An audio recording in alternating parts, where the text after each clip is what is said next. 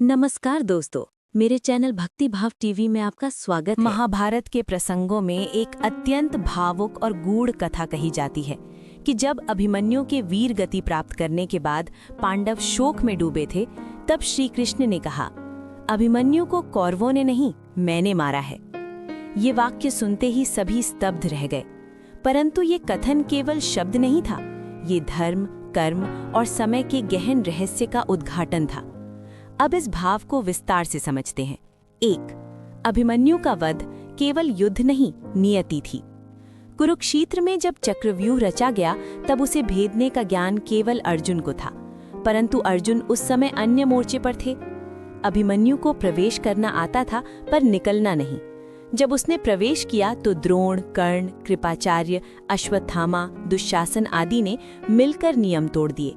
एक साथ मिलकर एक बाल योद्धा पर प्रहार किया गया। पर प्रश्न ये है, क्या ये केवल कौरवों का षड्यंत्र था या समय की योजना? 2. श्री कृष्ण का कथन, उसका अर्थ। जब श्री कृष्ण कहते हैं कि मैंने मारा है, तो उसका अर्थ 3 स्तरों पर समझना चाहिए। 1. समय ही कृष्ण है। गीता में श्री कृष्ण स्वयं कहते हैं, कालो अस्मि लोक क्षय कृत प्रवृद्धः। मैं काल हूँ, लोकों का संहार करने वाला। कृष्ण केवल एक सारथी नहीं थे, वे काल, धर्म और नियति के प्रतिनिधि थे। अभिमन्यु का जन्म ही अल्पायु के लिए हुआ था। वो चंद्रदेव का अंश था, जिसे पृथ्वी पर थोड़े समय के लिए आना था। कृष्ण जानते थे उसका जीवन एक दीपक की तरह है, जो तेज जलकर शीघ्र बुझ जाएगा, पर इतिहास में अमर हो जाएगा। इसलिए उन्होंने स्वयं को उत्तरदायी कहा, क्योंकि वे उस समय की योजना के साक्षी थे। 2. युद्ध की अग्नि प्रज्वलित करना आवश्यक था।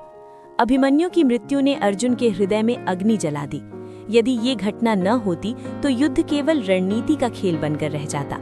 परंतु उस दिन के बाद युद्ध व्यक्तिगत हो गया। अर्जुन ने प्रतिज्ञा ली कि यदि सूर्यास्त तक जयद्रथ का वध न किया तो मैं अग्नि में प्रवेश कर जाऊंगा। ये प्रतिज्ञा ही युद्ध की दिशा बदलने वाली बनी। कृष्ण जानते थे धर्म की स्थापना के लिए ये पीड़ा आवश्यक थी। 3. ईश्वर का करुण सत्य। कभी कभी ईश्वर वो करता है जो मनुष्य को क्रूर लगता है, पर उसका परिणाम व्यापक कल्याण में होता है। अभिमन्यु की मृत्यु से कौरवों का अधर्म पूर्ण रूप से उजागर हुआ। पांडवों का संकल्प दृढ़ हुआ। धर्म और अधर्म का अंतर स्पष्ट हुआ।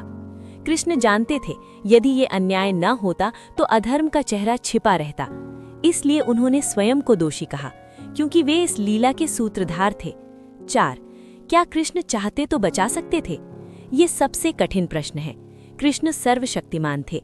वे चाहें तो चक्रव्यूह तोड़ सकते थे, वे चाहें तो समय रोक सकते थे, परंतु वे नियमों के भीतर रहकर ही लीला करते हैं। उन्होंने अर्जुन को गीता में कहा था, कर्मण्येधिकारस्ते, अर्थात मनुष्य को अपने कर्म करने हैं, फल और परिणाम समय के अधीन है। यदि कृष्ण हर बार हस्तक्षेप करते तो मनुष्य के कर्मों का अर्थ समाप्त हो जाता। 5. अभिमन्यु की आत्मा का रहस्य।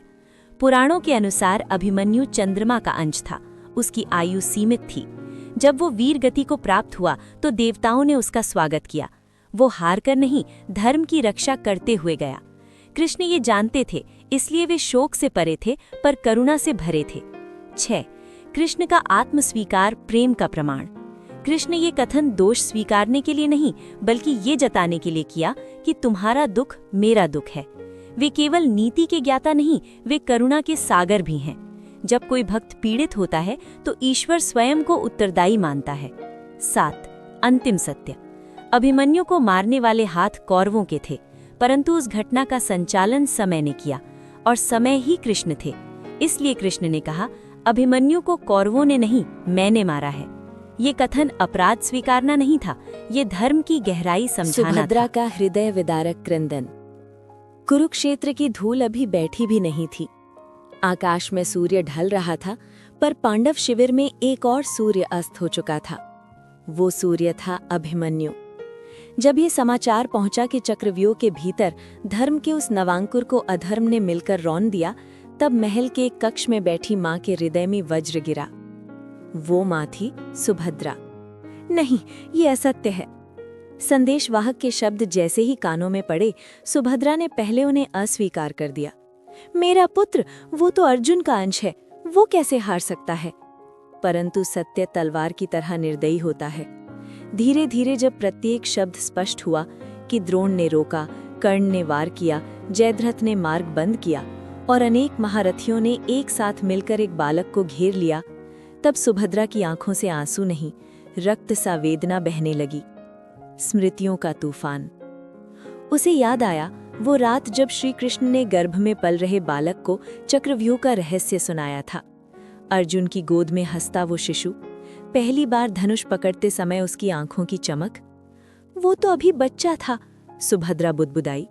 उसके हाथों में अभी मेहंदी का रंग भी पूरी तरह फीका नहीं पड़ा था और तुमने उसे रणभूमि में भेज दिया। सुभद्रा का कृष्ण से प्रश्न। वो दौड़ती हुई कृष्ण के सामने पहुंची। भैया, उसकी आवाज टूट रही थी, तुम तो समय के स्वामी हो, तुम्हारी दृष्टि से कुछ छिपा नहीं, तो फिर तुमने मेरे पुत्र को क्यों नहीं बचाया? कृष्ण मौन रहे। उनकी आंखों में करुणा थी, पर उत्तर शोक से भी भारी था। सुभद्रा चीख उठी, क्या धर्म की स्थापना के लिए एक मां का हृदय तोड़ना आवश्यक था? धरती पर गिरा आकाश। वो भूमि पर गिर पड़ी। उसके आंचल में कभी जो अभिमन्यु खेलता था, आज वही आंचल खाली था। वो रोई, अभी मेरे चंद्रमा, तू तो कहता था कि मैं लौट कर आऊंगा माँ, तूने वचन क्यों तोड़ा? उसकी चीखें शिविर की दीवारों से टकराकर लौट रही थीं। हर सैनिक की आंखें नम थीं। एक माँ का आक्रोश। क्या यही क्षत्रिय धर्म है? क्या यही न्याय है कि 7-7 महारथी मिलकर एक बालक को मारे? सुभद्रा के शब्दों में शोक ही नहीं, ज्वाला भी थी। उसे लगा जैसे पूरा आकाश उसके विरुद्ध षड्यंत्र कर रहा है। कृष्ण का उत्तर। कृष्ण ने धीरे से उसका हाथ थामा। बहन, तुम्हारा पुत्र मरा नहीं है, वो अमर हुआ है। उसने धर्म के लिए प्राण दिए हैं। उसका नाम युगों तक वीरता का प्रतीक रहेगा। पर सुभद्रा ने आंसुओं के बीच कहा, मुझे अमरत्व नहीं चाहिए, मुझे मेरा पुत्र चाहिए। उसी समय उत्तरा गर्भवती एक कोने में खड़ी थी। उसके आंसू शब्द नहीं बन पा रहे थे।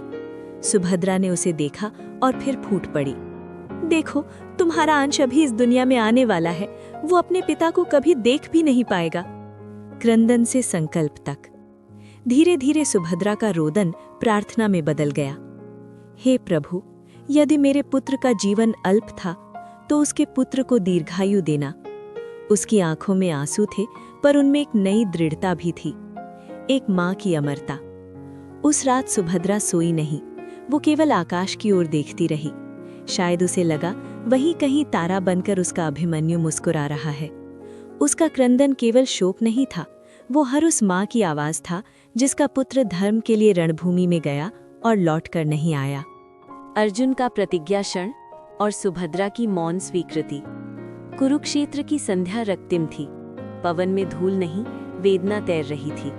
उस दिन केवल एक योद्धा नहीं गिरा था, एक वंश की आशा धराशायी हुई थी। वो था अभिमन्यु। अर्जुन का शिविर में प्रवेश। जब अर्जुन लौटे तो उन्होंने देखा शिविर में असामान्य निस्तब्धता है। कोई विजयोत्सव नहीं, कोई रणकथा नहीं। उनकी दृष्टि जैसे ही भाइयों के झुके हुए मुख पर पड़ी, हृदय कांप उठा। अभिमन्यु कहाँ है? कोई उत्तर नहीं, केवल आंसू। भीम की मुट्ठियां बंधी थीं, युधिष्ठिर की आंखें भूमि पर थीं, और फिर सत्य वज्र बनकर गिरा। पिता का विलाप। अर्जुन भूमि पर बैठ गए, गांडीव उनके हाथ से छूट गया। मेरा बालक, जिसे मैंने धनुष पकड़ना सिखाया, जिसने मेरे समान युद्ध किया। उनकी आवाज कांप रही थी। किसने साहस किया? जब उन्हें बताया गया कि चक्रव्यूह में द्रोण, कर्ण, कृपाचार्य, अश्वत्थामा और विशेषतः जयद्रथ ने मार्ग रोककर अभिमन्यु को अकेला कर दिया, तब अर्जुन की आंखों में आंसू नहीं, अग्नि थी। प्रतिज्ञा का क्षण। अर्जुन उठे। आकाश की ओर गांडीव उठाकर उन्होंने घोषणा की, यदि कल सूर्यास्त से पूर्व मैं जयद्रथ का वध न करूं तो मैं अग्नि में प्रवेश कर प्राण त्याग दूंगा। उनके शब्दों में केवल क्रोध नहीं था, वो पिता का आर्तनाद था। पूरा शिविर थर्रा उठा। ये केवल एक प्रतिज्ञा नहीं थी, ये युद्ध की दिशा बदलने वाली घोषणा थी। पास खड़े थे श्री कृष्ण। उनकी आंखों में गंभीरता थी। वे जानते थे ये क्षण इतिहास बनेगा। सुभद्रा का मौन। उसी समय एक छाया धीरे धीरे आगे आई। वो थी सुभद्रा। उसकी आंखें रो रो कर सूज चुकी थी, पर अब उनमें आंसू नहीं थे, केवल गहराई थी। उसने अर्जुन की प्रतिज्ञा सुनी। उसका हृदय कांप उठा। यदि अर्जुन असफल हुए तो वो अपने पुत्र के बाद पति को भी खो देगी। पर वो आगे बढ़ी, कुछ नहीं बोली, केवल अपने आंचल से अर्जुन के आंसू पूछे। मौन स्वीकृति। सुभद्रा ने धीरे से कहा, स्वामी, आज आप केवल योद्धा नहीं, एक पिता हैं। यदि ये प्रतिज्ञा मेरे पुत्र के अन्याय का उत्तर है तो मैं इसे रोकूंगी नहीं। उसकी आवाज टूटी हुई थी, पर उसमें असीम शक्ति थी। जाइए, धर्म के लिए युद्ध कीजिए, मैं आपके लौटने की प्रतीक्षा करूंगी। कृष्ण की दृष्टि। कृष्ण ने ये दृश्य देखा। उन्होंने जाना, युद्ध तलवारों से नहीं, हृदयों की अग्नि से जीता जाता है। उन्होंने अर्जुन के कंधे पर हाथ रखा। पार्थ, संकल्प करो, पर स्मरण रखो, क्रोध में भी विवेक मत खोना। संकल्प की रात। उस रात शिविर में कोई नहीं सोया। अर्जुन ध्यान में बैठे रहे। सुभद्रा दीपक के सामने मौन प्रार्थना करती रही। वो रोई नहीं, उसने अपने आंसू भीतर समेट लिए, क्योंकि वो जानती थी यदि उसका मन डगमगाया तो अर्जुन का संकल्प भी डगमगा सकता है। एक माँ की शक्ति। सुभद्रा ने अपने पुत्र को खो दिया, पर उस रात उसने अपने पति को शक्ति दी। उसका मौन ही उसकी स्वीकृति था, उसकी पीड़ा ही उसका आशीर्वाद बनी। और अगली सुबह सूर्य केवल एक दिन का साक्षी नहीं था, वो प्रतिज्ञा, धर्म और प्रतिशोध के संग्राम का साक्षी बनने वाला था।